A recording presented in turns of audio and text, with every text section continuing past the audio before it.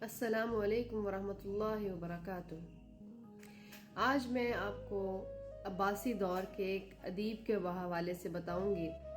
अदीब का नाम है जाहिज़ और इनका पूरा नाम तो अमर बिन बहर है, लेकिन तारीख़ में ये जिस नाम से मशहूर हैं वो जाहिज़ है।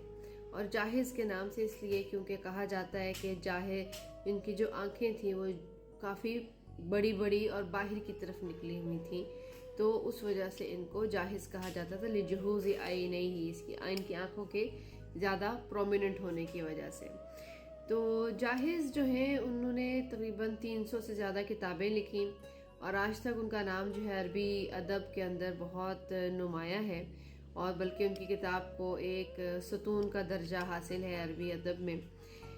तो कहा जाता है कि इनको बचपन में इनके वालिद की वफ़ात की वजह से बहुत छोटी उम्र में काम करना पड़ा। करने के बावजूद इनको इल्म से बहुत ज़्यादा रग़बत थी और ये अपना ज़्यादा वक्त जो है वो कोशिश करते थे कि जो भी पैसे मिले वक्त जो है वो मुताले में सर्फ करें और जो पैसे मिले उनसे किताबें ख़रीद लें। तो इनके बचपन का एक वाक़या बयान किया जाता है कि ये जब एक दफ़ा घर आए तो इन्होंने अपनी वालदा से कहा कि खाना दे दीजिए।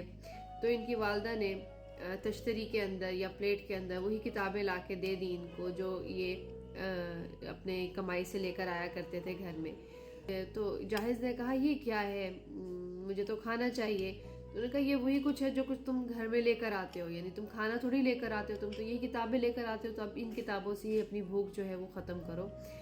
तो बहुत दिल बर्दाश्ता हुए और घर से चले गए और मस्जिद में गए तो वहाँ पे एक शख्स जो कि कदरदान भी था उनके जहानत का और मुताले का, यूनुस बिन इमरान, तो उसने पूछा कि क्या मसला है, तुम परेशान दिखाई देते हो। तो उन्होंने बताया कि जो वाक़या गुजरा था वो उन्होंने ज़िक्र किया। तो वो बहुत जो है वो उन्होंने दिली हमदर्दी की उनके साथ, उनको अपने घर ले गए और न सिर्फ खाना खिलाया बल्कि उनको पैसे भी दिए, 50 दिरहम दिए, जिससे वो बाज़ार गए और बाज़ार जाके उन्होंने घर का सौदा सल्फ ख़रीदा। और सौदा सल्फ ख़रीद के वो घर आए तो उनकी वालदा ने पूछा कि ये कहाँ से लेकर आए हो। तो उन्होंने कहा उन्हीं किताबों से जो आपने मुझे दी थी। तो बहरहाल ये एक अदीब हैं और बहुत नुमाया अदीब हैं, और ये वाक़या इल्म के साथ जो उनकी शग़फ़ है, जो उनकी रग़बत है, उनको ज़ाहिर करता है।